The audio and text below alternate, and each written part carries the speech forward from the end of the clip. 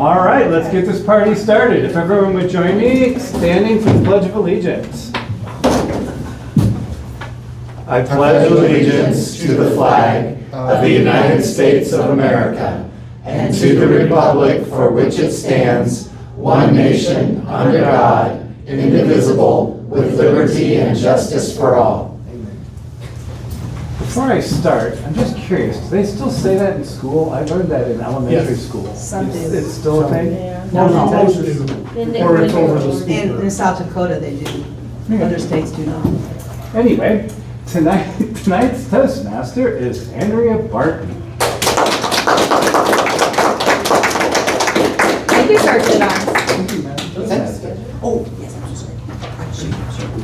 Fellow Toastmasters, and to our guests. Hello, I am the Toastmaster, very much as you would see as Master of Ceremonies. Let's get this meeting started with forgotten words. How many people have thought of a word and forgotten it? That's just eight. How many people know Old English words? Ooh, even less. How about further back? We're still talking Ooh, ooh. Latin. Oh, I know more Latin than Old English. See, now it just keeps getting smaller and smaller and smaller, correct? Latin's a dead language. it is not. It is That's what I not. heard. Technically. Every word you speak is actually a derivative from Latin. Be aware of that. Some of the words that I have to present today as the Toastmaster are forgotten words. I only went up to 10 only because we don't have that long of a time here, and I'm not going through a whole list of 1,000. Exitigate. To plot, plan, devise, with Latin roots that mean to bring out by thinking. Apricity, to know when it's a cold winter's day, but the sun is just gloriously warm.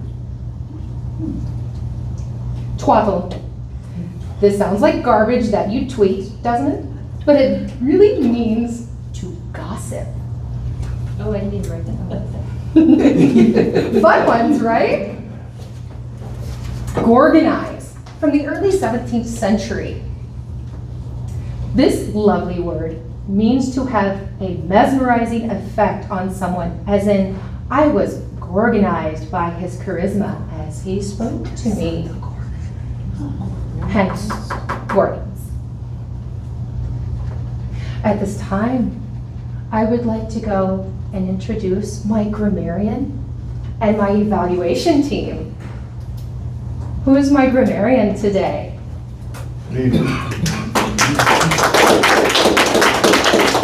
Could you please present us the word of the day? Yes, very good.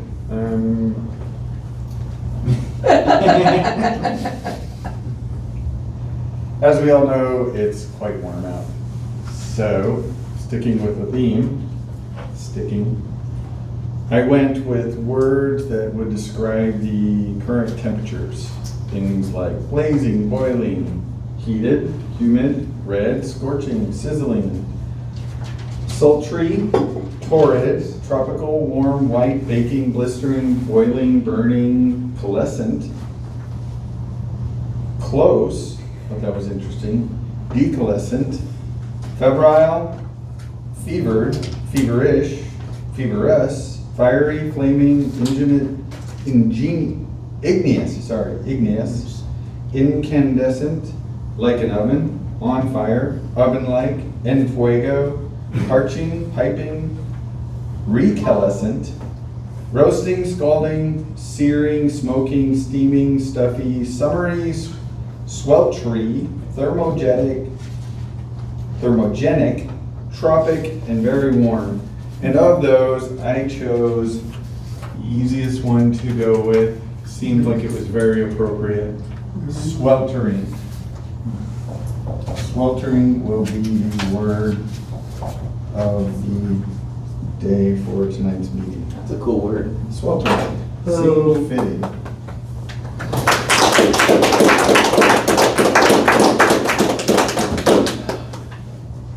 start off the challenge by saying this should be a sweltering meeting. My master evaluator, please.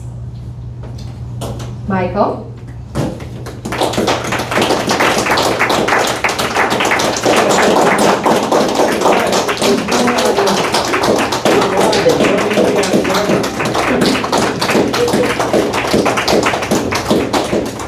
The older I get, the slower I get. The more clapping we'll do. Master evaluator, please introduce your team. As the master evaluator, general evaluator on the schedule, it is my job to help the evaluation team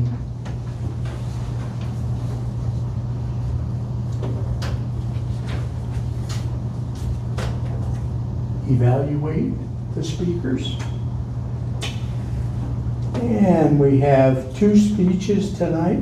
The first evaluator will be Julie Baker, and the second evaluator will be Carl Murbach. We also have a timer. Jacob, would you mind telling us what your responsibilities are as the timer?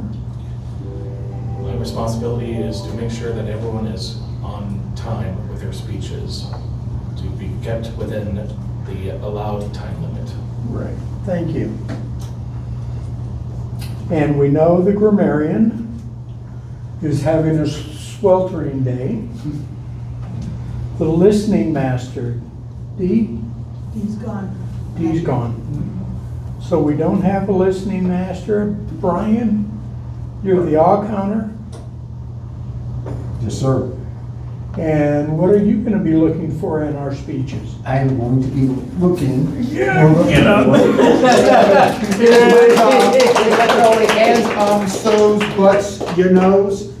And at the end of the meeting, we'll see who is the worst at it. Very good. And if I was adding, if you say an you got to put it in that piggy bank right there, Oh. some cents. That is correct. 5 cents per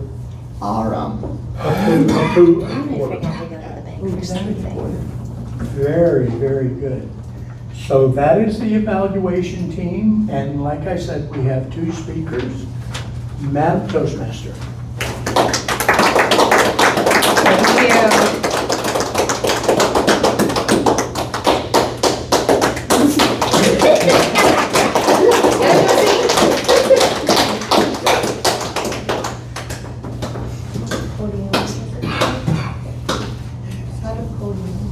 No.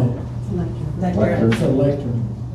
Now, forgive me, Michael, I have to say, my forgotten word is actually podium. I thought it was a podium for the longest time. So, forgive me for my ingracious comment and word last meeting for calling it a podium. I was thoroughly corrected that it is a lectern, and that is how that word will stay. My other word is elf-lock. If you have wavy hair and you wake up with it tangled and mangled, it is elf-locked. Enjoy that one. For those who have curly hair. Let us introduce our first speaker today. Am I missing anyone yet? Table topics, you do joke master later. Much later. No. Since Mark spoke at the last 2 meetings, imagine his surprise when he had to print the agenda 3 hours ago and discover he was speaking today. I believe he volunteered. Developing your vision is the first speech for level 5 of the Visionary Communications Pathway. Conveniently, Mark has been thinking about this for some time now. Please welcome Mark Sizer in his vision. A publishing schedule. A publishing schedule. Mark Sizer. Another Toastmaster. I believe I've mentioned that I'm writing a book. As it's nearing completion, I decided that I needed a plan or a vision for what comes next. For those of you who are not aware, the way you actually make money on Amazon as an author is with a series. Individual books will not produce sufficient income to live off of. You need a lot of books, and people like series. So one reason I chose the lit RPG genre is because the people who read it read a lot, and they read full series. Assuming they like the first book, you've just sold all the others. My plan is to have the first and second books ready for push-button upload before publishing the first one. The third will be written before the first is published, but perhaps not quite ready to upload, maybe still in a proofreading phase. I will fake a delay between publishing releases so that my apparent pace doesn't change, but that I have a backlog for any unexpected life events. If book one, for whatever insane reason, should get lots of reviews and lots of stars, I'm willing to push book two early. But my expectation is there's about 2 months between each published book. My expectations are low, but they're not non-existent. I plan to learn something about marketing between now and then, and at least make a valiant effort to get books to move.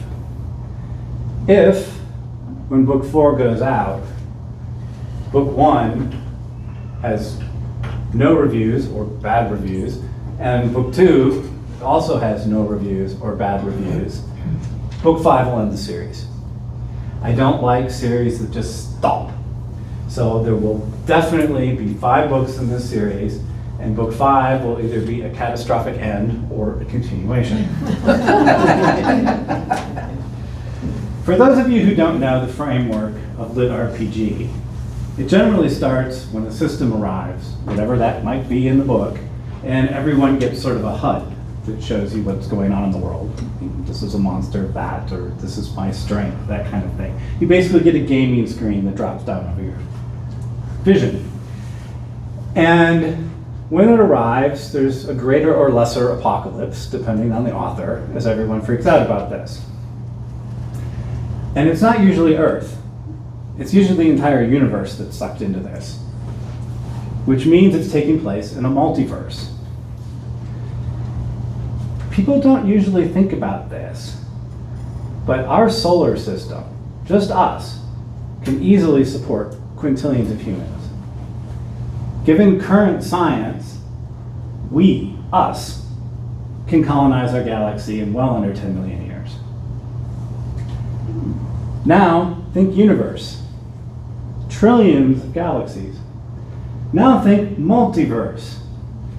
The potential population is vast, unimaginably vast.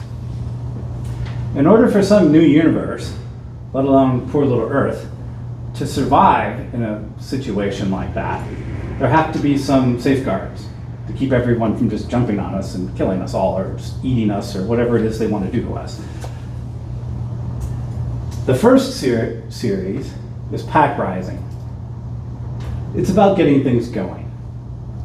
And it's a pack because our intrepid heroes are werewolves. Book 1, you asked for it, is our intrepid heroes finding their path in the midst of the chaos.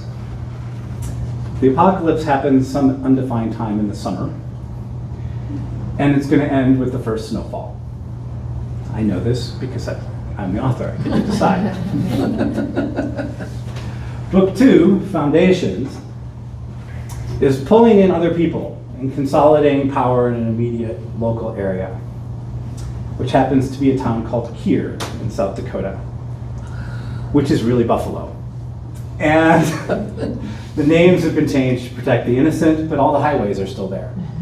It's, it's post-apocalypse, it's post-systemizing Earth. It's still Earth. We're still here.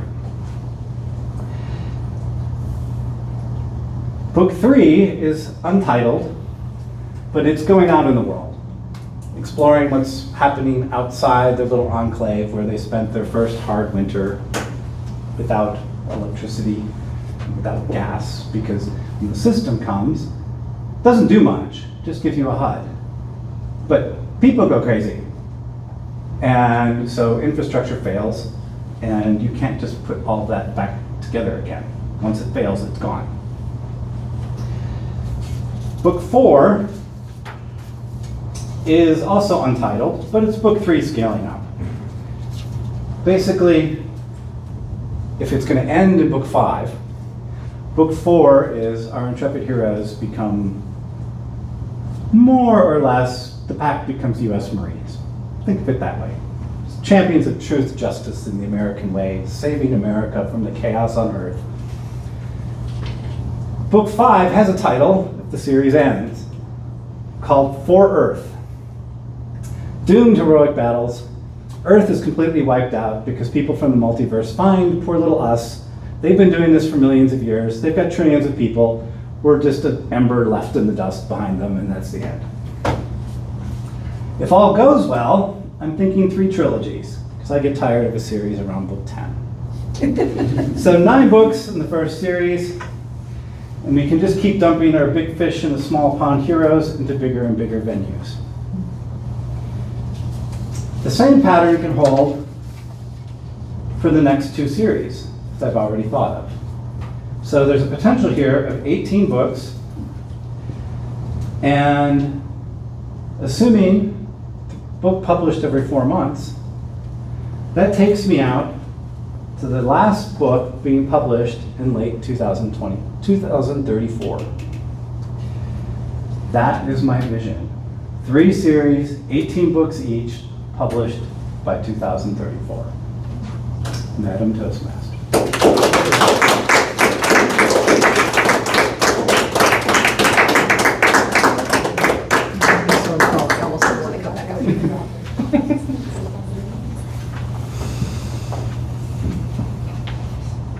Mark, I have to say, I always love it when you come up, because I always learn something new, especially about you. I didn't know you were actually an author on Amazon. I'm not yet. But still. You might appreciate this next one, by the way. Augend and addend.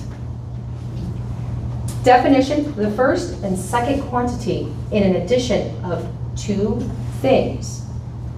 Have you ever found yourself staring at a piece of paper with 3 + 4 on it? And wondered, what is the proper terms for these 2 respective numbers or quantities? The first number is the augend, and the number that is added to it is the addend. You're welcome. If we ask what number increased by B gives C, we seek the augend. Herman Schubert, The Monist, Chicago, Illinois, January 1st, 1893. That was the intelligent quote that I actually pulled out of that. Let us welcome our second speaker for this afternoon. I love her handwriting, by the way. It reminds me of someone I miss very much. Christine is presenting the first of 2 speeches, asking the question, is it cheating to use AI? Ooh. She will present this again after incorporating the evaluation from this speech. Let us welcome Christine. Is ChatGPT cheating? Is ChatGPT cheating? Christine. 5 to 7. Yes. To our guests, most of our speeches will end up being 5 to 7 minutes long, unless otherwise requested. Thank you, Madam Toastmaster, fellow Toastmasters, and welcome guests. To write this speech, I spent about an hour talking to ChatGPT about whether using ChatGPT to write speeches is cheating. Every time I use ChatGPT, I feel like I should add a disclaimer, an embarrassed mumble, I used AI. But let me ask you, how many of you use spell check? How many of you use a map application on your phone? Google or other internet search engines? Is that cheating? Do you confess to people that you got here today not because you know how to get around this town, but because you put in the location in Apple or Google Maps to tell you where to go? It's an interesting exercise to listen to yourself, which I did from the moment I thought of writing this speech, and what you subtly apologize for and defend in your everyday speech. That's true, I Googled it. I asked ChatGPT that, and it was totally wrong. The internet never lies, of course, but this seems to be true after a lot of research on the internet. The more I think about it, the stranger the question becomes, and spoiler alert, I don't really think there is an answer. Neuroscientist John Medina describes the human brain as a pattern-seeking, meaning-making device. When we look at something, we have to find the pattern. We have to discern the meaning. It's part of why you get different stories from different people when they're describing an automobile accident. Our brains are converting billions of stimuli into meaningful patterns. When ChatGPT and I were writing this speech, I noticed that it appears the AI is doing the same thing. It finds connections, identifies themes, organizes information, and spots relationships. So I asked ChatGPT to define itself in this context compared to the human brain. This is where the contrast becomes a little more clear. What we call AI isn't what we think AI is. It is a generative language model. It's a pattern maker. It does not seek meaning. It has no experience to draw on. Years ago, I had a dear friend who was in a horrible vehicle accident. There was some lasting physical damage. She walked with a limp. She had some paralysis in her hand, but the real trauma was in her brain. She could not communicate. She had complete understanding of everything happening around her, but she could barely speak, and when she did, she used the wrong words. Almost every conversation with her ended with her in tears, in frustration. She had the meaning, she had the experience, but not the language. An almost exact mirror image of generative language models. A wealth of language, anything and everything available on an unimaginably large storehouse of human interaction with no practical experience. An ability to predict language patterns so expertly that there are a ridiculous number of people who have seriously confused the line of reality when interacting with computer models. In writing this speech, this human and a machine wandered through a conversation about AI and accidentally rediscovered something that Solomon already knew. What we call AI is essentially the proverbial fool in the Proverbs, possessing knowledge without understanding, lacking experience, and most importantly, bereft of wisdom. My friend had meaning without fluent language. ChatGPT has language without lived experiences. One of my high school teachers had a cartoon posted on his wall. It said something along the lines of, "Teenagers, move out now while you still know everything." ChatGPT is a really, really knowledgeable teenager. It has access to way more information than I do, but it doesn't have 50 years of mistakes. It doesn't have 50 years of regrets. It doesn't have experience. The real question isn't, is AI bad? It isn't, is AI good? The real question is, how do you use it? Maybe ChatGPT is incredibly good at finding patterns, and maybe being human is deciding which patterns matter. So did ChatGPT help me write this speech? Absolutely. But it didn't decide what stories to tell, and it didn't decide what was important. That part was still my job, even in the sweltering conditions. Thank you, Madam Toastmaster.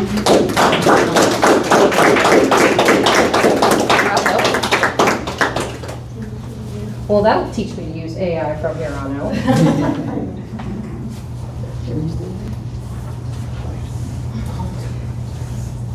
Have you ever stepped outside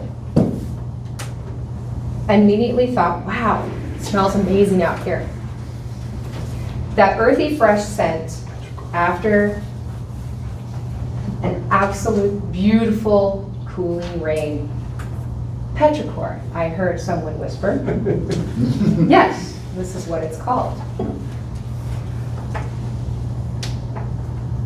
Our nose knows this for those who have grown up outside. If we can smell the rain coming long before the clouds set in, yes, we can smell this. Yes, I am one of them. I was kicked outside as a child. As someone who has always been fascinated by storms and rain, I often found myself saying, I can smell the rain, or, there's water on the air. It turns out I wasn't imagining things. There was actually a perfectly scientific reason for this. It's usually when someone can detect the coming of a rainstorm. Petrichor.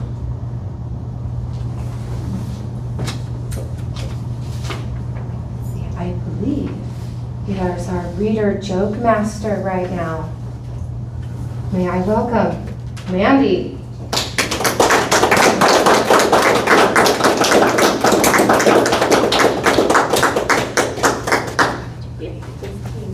Thank you, Madam Toastmaster. A quick show of hands.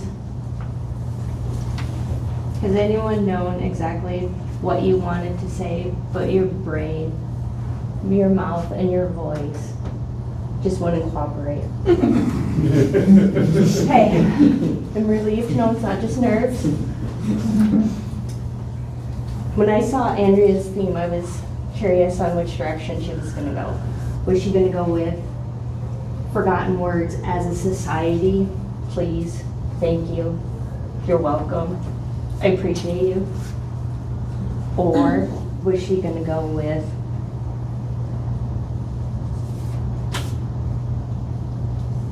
moments our brains stall or forget? You know, those times when we knew the word we wanted. I decided to go that route. And I call it the default mode. Let's see how fluent everyone else is in default. When I say a word or the default version, please tell me what you think it is. Bird leaf. What? My brain called it a bird leaf. A feather. Very, very well done. Breakfast soup. Cereal. Very good. There you go.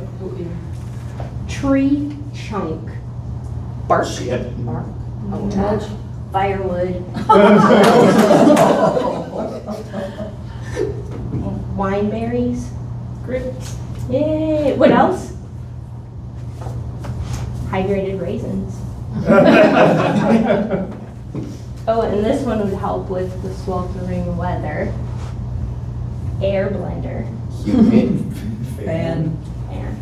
Very good. Got one. And the last one, this is mine personally, and I remember it very clearly. My brain defaulted and called it a sweater necklace. Rain scarf. It was a scarf. I knew exactly what I was describing, and my brain went to default. And these tonight weren't a complete script, but they were my default mode in case I decided to speak complete sweater necklace. Thank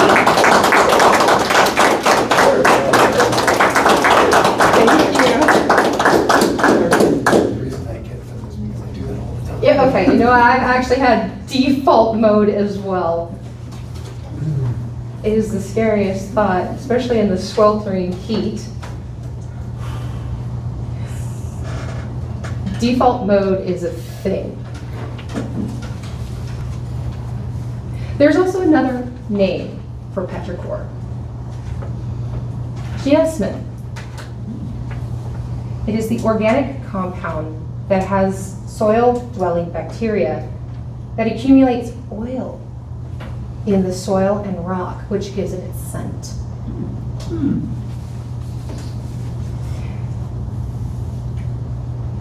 Therefore, giving it that responsible, earthy, wet-like smell. Up next is our table topics. Evan.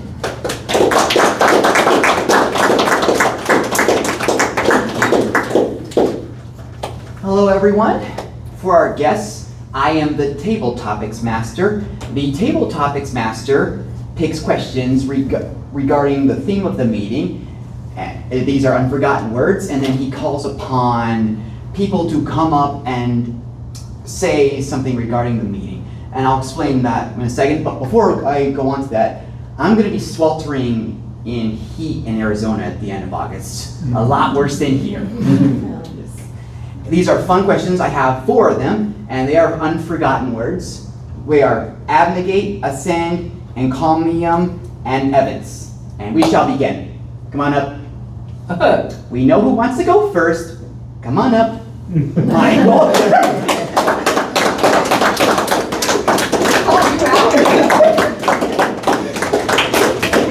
It's a habit. For our guests, he always loves to go. Whether it's first or not, he always loves to go. I will let you pick abnegate. You just tell me which one. Can I finish? Abnegate, ascend, encomium, or evidence. Okay, abnegate. It means to reject something. What would you say when using this word to reject something? Abnegate. Oh. Well, I could probably abnegate this speech. Thank you, Mr. Table Topics Master. It's amazing what we come up with. Abnegate a person or a presentation in the sweltering heat. I have a tendency of abdicating the outdoors. I have a tendency of staying in my recliner, in my air conditioning, with as many books as I can find, and I have read more books this summer than I have in the last 15 years. Mr. Table Topics Master.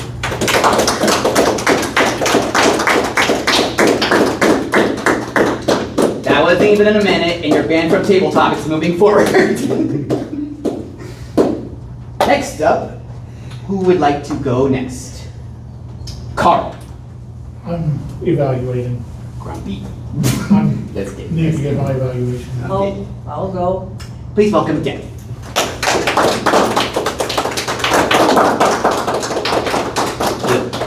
Ascend, encomium, or evidence?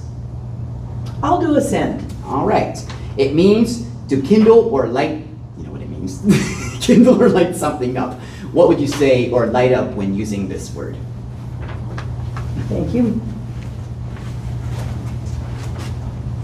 When's the last time you ever thought about climbing Mount Everest? No. How about climbing the stairs? How about improving your career?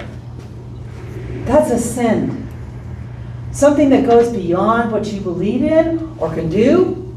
Stairs, for me to ascend stairs, one step is fine. Beyond that, I require at least one handrail.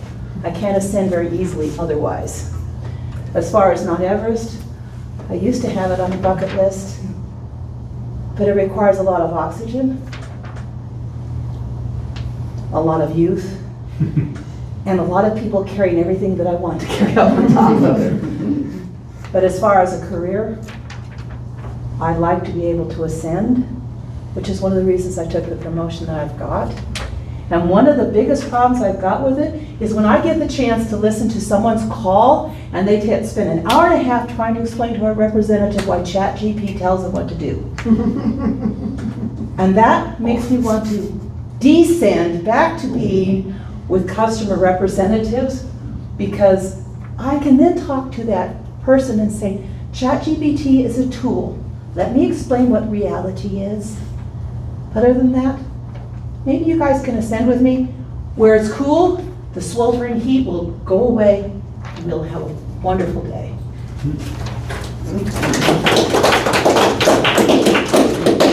Really good, really good. Hello, our guests. Would one of you like to try it? No, thank you. Would you like to try it, or? A part of me wants to, and another 50-50. Face your fears, if not. Yay!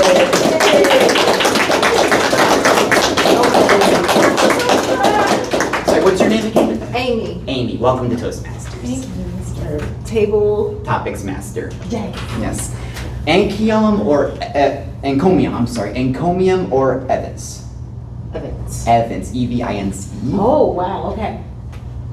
Evans? Yes, Okay. Evans. What would you show, this is probably involving you since you're in the military, what would you show clearly or convincingly? Anything. What would I show? Or I can do the other word. No, one more time. What would you show clearly or convincingly? Well, all right. Well, I hope that I am convincingly showing you all that I am prepared or accepting the challenge to come in today and speak at this at this speech. Like Miss Kristen, who so convincingly showed us that by using ChatGPT, it's not cheating to write a speech.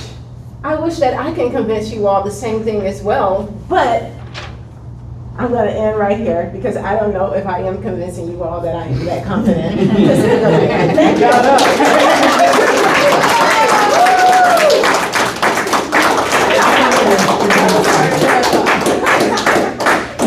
You did fantastic. You did fantastic. You did fantastic. Perfectly normal. It is perfectly normal. It's all good. You did fantastic. Andrea, would you like to have the last word? Calling on the Toastmaster. I see how we're doing this. You're up next, so. All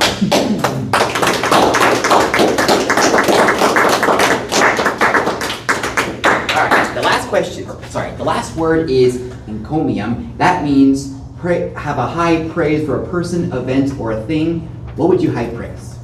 Toastmasters. Absolutely, 100%. Toastmasters gets my highest praise. I started out with being absolute meekly, hiding against a wall, didn't want to talk to anyone, to someone who probably stepped up to the plate, relaxed a little, and now have a great audience to present to. Does that help? Pretty much, yeah, good job.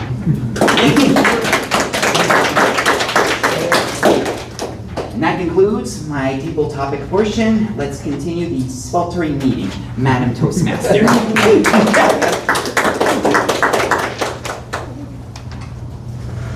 Sweltering is a very good word. Thank you, grammarian, for that wonderful word.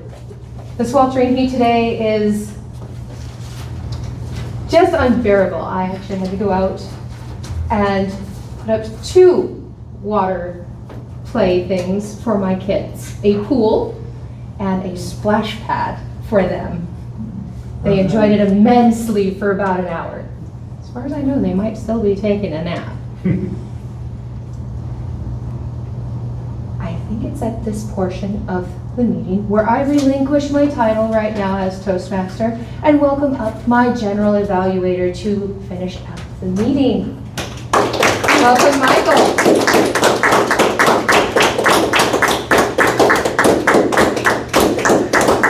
Thank you, Madam Toastmaster.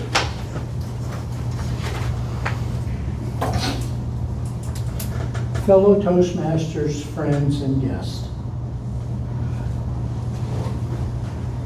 Amy, I am impressed with you having the ability to just come on up and do the best that you can do today. In 6 months, you'll look back on that table topics. It won't even register in your mind, because this is an educational program. One of our greatest fears as human beings is public speaking. And this is where we practice. This is where we learn. And this is where I turn it over to an evaluator. The first evaluator, evaluating Mark's speech, is Julie Baker.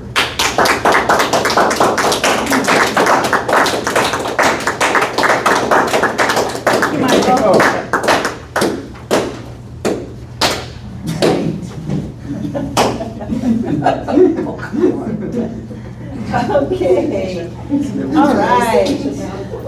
We always clap for him a lot. Yeah, Mark, excellent speech. Oh, yeah. Even though you only had a couple of hours to prepare, it was a great speech. You laid out your vision, and I thought it was just all the research that you did on Amazon and exactly how the series goes and things like that. That's excellent. And I think you're right as far as once people start on a series, they want to keep going. Harry Potter. What's the next one going to be? You know, they keep them on edge. I mean, it was great. And the multiverse. I love the multiverse. So this is really, I think this could be a really good series. So very good. Like Marion. Okay, you did read from your notes occasionally, but you didn't, it wasn't distracting because you had a lot of information.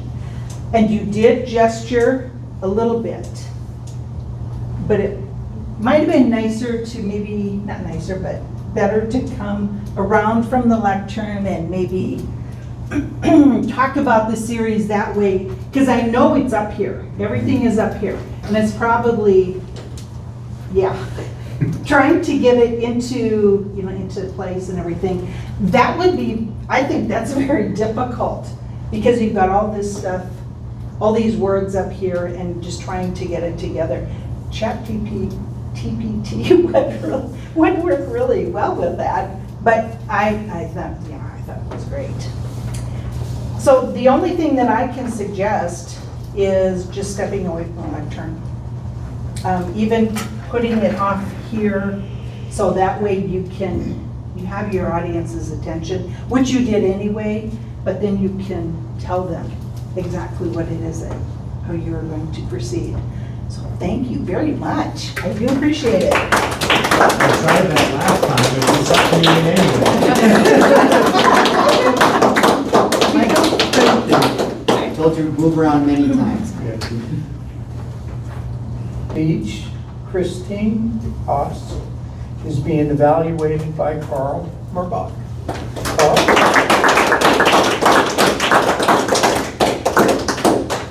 Thank you, Michael.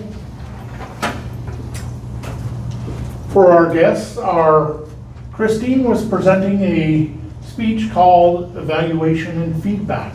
It is one of the first speeches in her Pathways program, and she was to present a 5 to 7 minute speech on any subject, but what she will do is she'll take my feedback and give this speech again. So that is one of the ways that we learn. And Christine, thank you.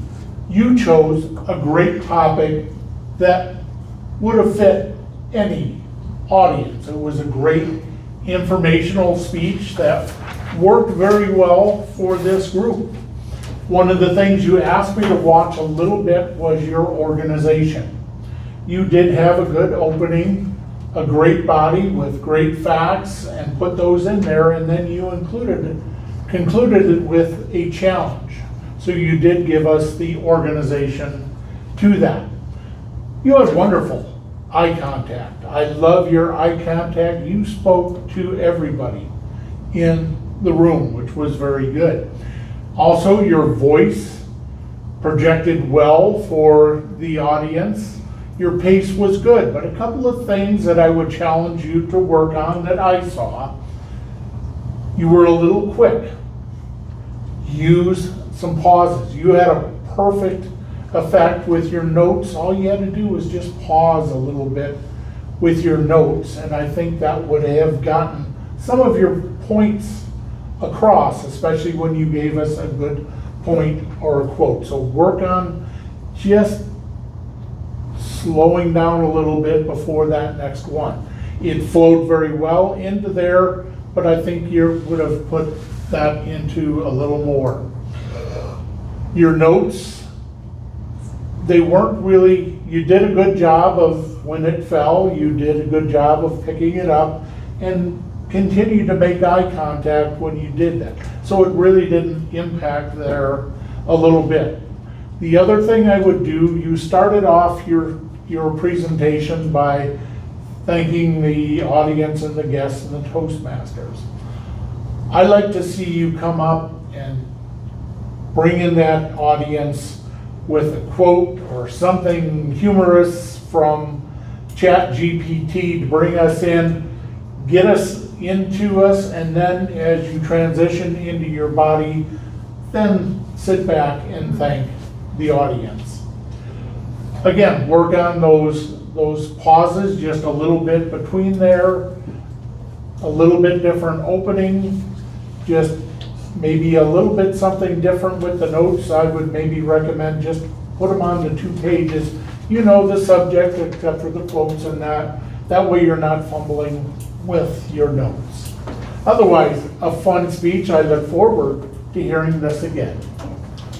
Mr. General Evaluator. Thank you, Carl.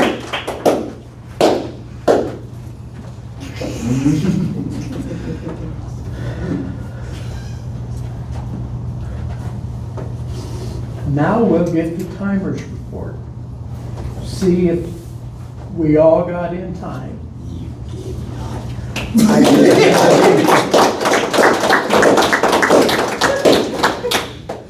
must unfortunately agree with Evan's assessment, for at least some of you. So for the speakers, Mark, your speech was at 7 minutes and 11 seconds.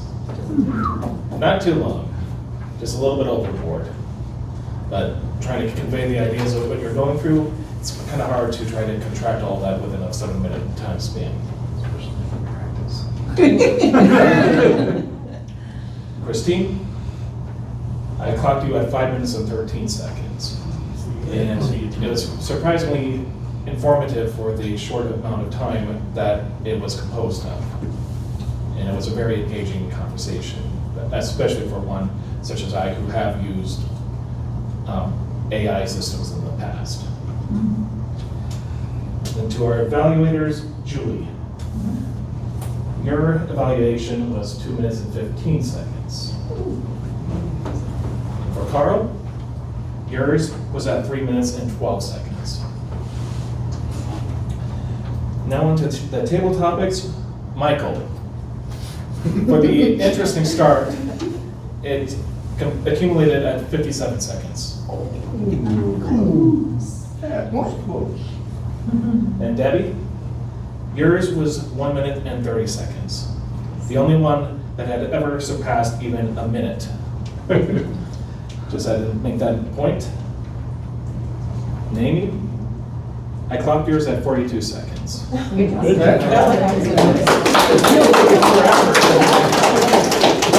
little hard to come up with something at the beginning of these things when you're starting a whole table topic conversation right off the bat. But it's something that you'll just have to train and get over time. And you'll probably once in a while fall back into less than a minute or so as with Andrea at 33 seconds. I slipped. But I don't think anyone's really counting any points here. The only thing that's counted is Oz, and I have a feeling I'm going to be paying. Thank you, Mr. Tucker, thank you.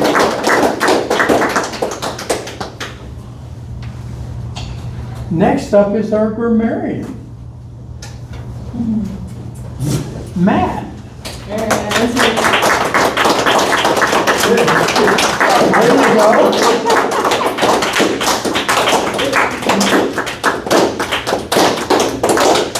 You're rubbing off there, Michael. Yeah, I know. Thank you very much, sir. Being the grammarian, I did choose the word for tonight's meeting. And we used sweltering. All of you used it correctly as near as I could tell. So Julie and Amy and Debbie. Debbie, are you okay? You didn't use the word of the day? I did at the very end. Did you? I missed it. My bad. I'll give you some period. Yeah, right. Evan, you used it twice. Strong word. Mandy once. Christine once. Michael, you used it twice. But our winner for the evening is Andrea with 4 times. Woo! Right? And being the grammarian and a bit of an overachiever, at least tonight, I went ahead and stepped up and filled the listening master role, at least partially. So I will use the last half of my grammarian because we didn't have a listening master, am I correct? Yep, that's right. Right. So that being said, we'll slide right into the listening master's report here. What genre is Mark writing within? RPG. RPG, which stands for role. Playing game. Thank you. And with that, how many books does he expect to write? 3 trilogies, 18 books each. Very good. By 2030. I'm 20. Unless the 5th one comes out and It kills it all. That's where the rage. Always good to have a backup plan, right, Mark? Yes. Kill them all off. The heroes will be? Marine? Werewolves. Very good. Yes. Werewolf Marines. Yeah, they will perform as Marines, but they are werewolves. What year does he expect to finish? I think someone already said 2034. 2034, very good. In regards to Christine's phenomenal talk, strong work, what does ChatGPT lack on which to draw? Experience, very good. AI actually performs what function? Pattern recognition, very good. And last but not least, where is Evan going and expecting warmer weather? A very sweltering heat in Arizona. Okay, I got Yeah, baby, you got it.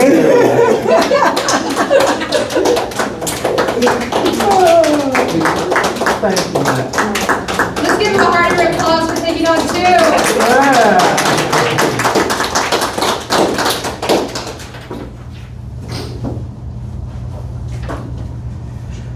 And now comes The fun part. the money man, the awe counter, Brian Hart.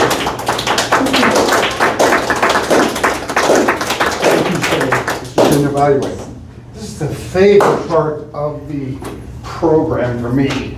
What do you think was the worst? No, you weren't even close. Oh, okay. So I'm gonna give you the worst first. Miss Julie, I had 3 ums and 3 so's and or ands. Next would be, is gonna be Matt. Well, actually, it's a tie between Michael, Matt, and Andrea. Oof. You were doing really well, Matt, and then you, at your end, you totally just shot your wad. It was bad. You took 3 in this, you're giving your evaluation. Michael had 3 ands, and I got you because they were ands, really bad. Mark, in your speech, you said and 4 times, like back to back, so I only counted 3 of them. And so be careful about that. Christine had 1 so in your speech. Amy did very well. Just 3. You had 2 ums and 1 so. Carl, you had 2 ands that you had in your evaluation, and Jacob, 1 and 1 so. That is my, and everybody else, Mandy, All right. Mandy, Evan, and Debbie were clean.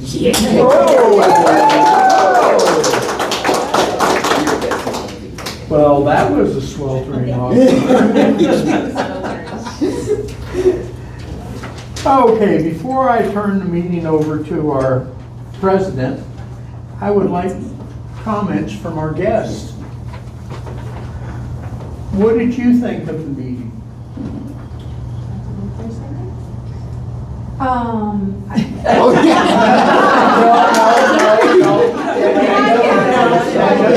why we wait until after he gets set down. He can't do it anymore. I enjoyed the meeting. I did not know all the elements that were going to be in the agenda, and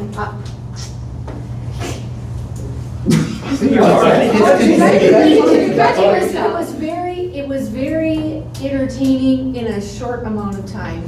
Lot of valuable information in a short amount of time. Well, we do our best to have fun. I also enjoyed my time tonight at the meeting. I thought that it was very entertaining. So I'm taking your word. I like that. It was entertaining, informative, and yeah, I'll leave it there.